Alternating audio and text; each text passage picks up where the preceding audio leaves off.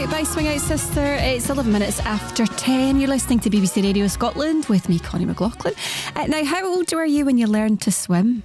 For most of us, it's swimmer children, but for some, a lack of inclusion in swimming means that people, many people indeed, were in their local pools when they were younger and didn't learn to swim. This is the subject of a new film, Blacks Can't Swim Rewind, the third in a series of documentaries which hopes to bust the myths around why so many black people can't swim. Documentary producer and co-founder of the Black Swimming Association, Ed Accura, joins me now to talk about his own experiences. Morning to you, Ed. Good morning. I've just been dancing around to Breakouts. I just love that song. Who does not love that song? 1980. I'm so old. I remember when it came out. You're in good company, Ed. You're in good company. Right, tell us a wee bit about this documentary then, and just give us a little bit of an idea of the figures here of how many people can't swim who are from black and ethnic and Asian minorities.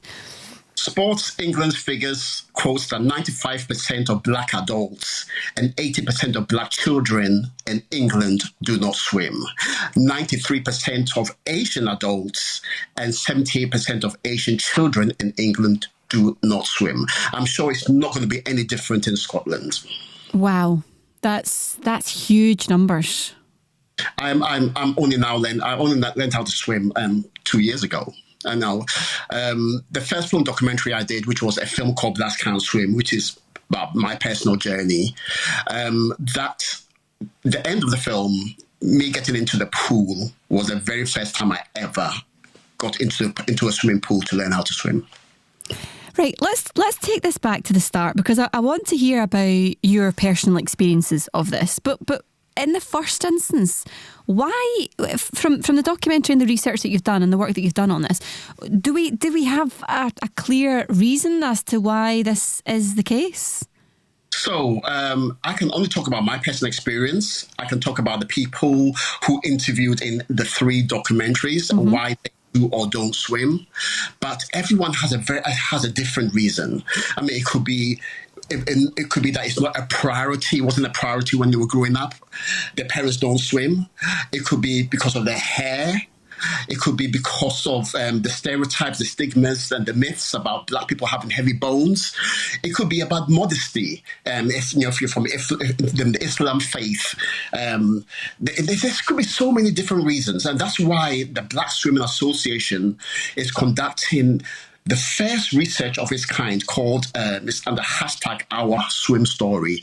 And we're speaking to 1,400 people about their personal journeys and as to why they do or don't swim. And from this, we'll be able to understand, if there's any common ground as to why we have these high statistics.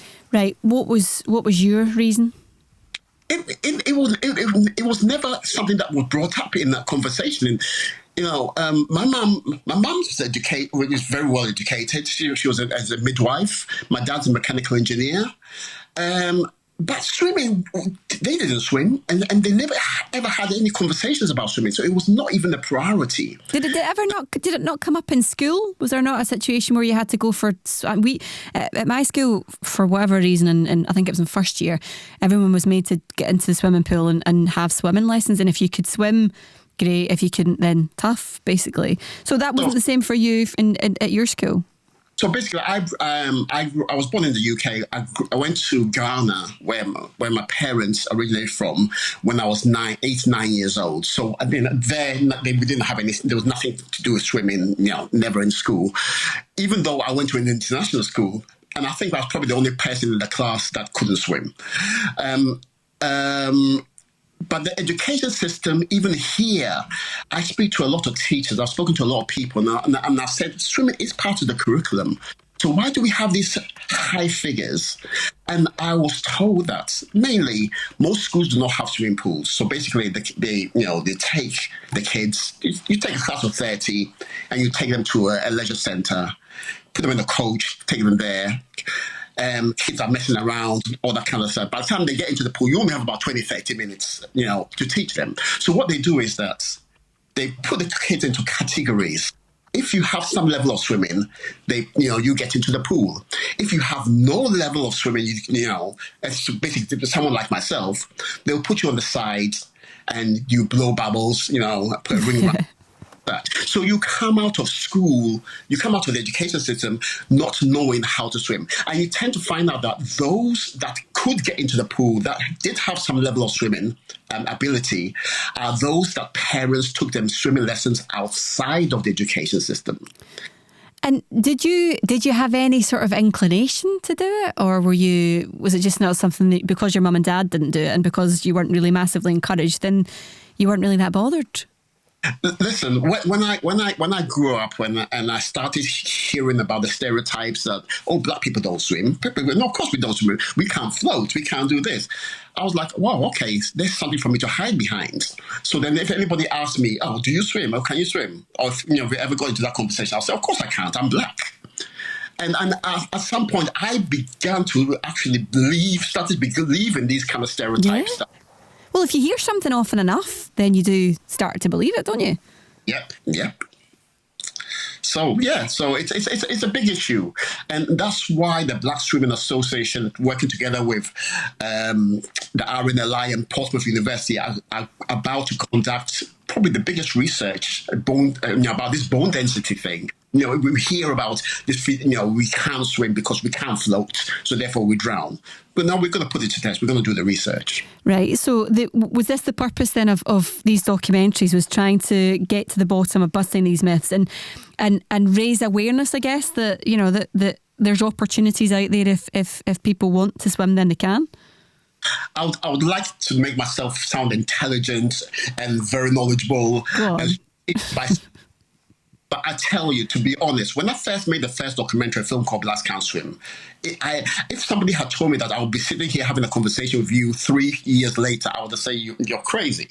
It was just about my personal journey to understand, there's something I thought, I can't swim, and there's people around me that can't swim as well. Let me hear their story. It's not until I released the trailer of the first film, a film called Blacks Can't Swim, did I realize that, wow, it's not just about me. I had probably about 2,000 people contact me within the first few weeks saying, I have a story. And I had black people telling me that, yes, I can relate to this so much. Then I had white people telling me that I heard about this stereotype, but I didn't know whether it was true. And someone was saying that I didn't even know about it. But now that you say it, I now realize that when I go to the swimming pool, I don't see any black people there. Honestly, Ed, that's when you were saying about this idea of, of all the stereotypes that you've heard. I'd never heard anything like that in my life before. But again, now we're talking about this and reading about this and thinking about this. Yeah, you're absolutely right. It's just not something I've considered before, and that's obviously the experience that you're hearing from other people. But you can swim now. I can swim. I want to say I'm not about to do any swimming. You're not going to swim the channel anytime soon. I can, but I can maneuver myself around in water now. Right, and what's the benefit of that for you? The benefit of it is obviously I understand swimming and water safety and all that kind of thing. So from your perspective, I understand what to do in case I'm in danger, and one of the reasons why I decided to learn how to swim was because of my daughter as well. Because I said to myself that if ever I was in a situation where my daughter fell in water and I couldn't do anything about it, I would never be able to forgive myself. So that's where. So I'm now getting to the point where I'm enjoying it, and I always liken it to when you first learn how to drive and you're driving a car and you have to concentrate and you can't have the radio on because that's a distraction and your focus. That's where I am at the moment. But I'll start. I'm beginning to start enjoying it more. Right. Where can people see the documentary if they want to take a look? So let me quickly tell you a little bit about the documentary. And I just wanted to warn people. There's going to be some shocking revelations by some young interviewees in the documentary, and it shows that we still have some way to go in terms of equality, even within the education system. But it's the film documentary is available today from midday at blackscan'tswim.com. So if you go to blackscan'tswim.com, you'll find it on there. Fab. Okay. Thanks so much for sharing your story, Ed. It was great to speak to you. Thank you very much. I enjoyed it. That's Ed Accura there talking about his documentary, Blacks Can't Swim, The Rewind. It's 10:21.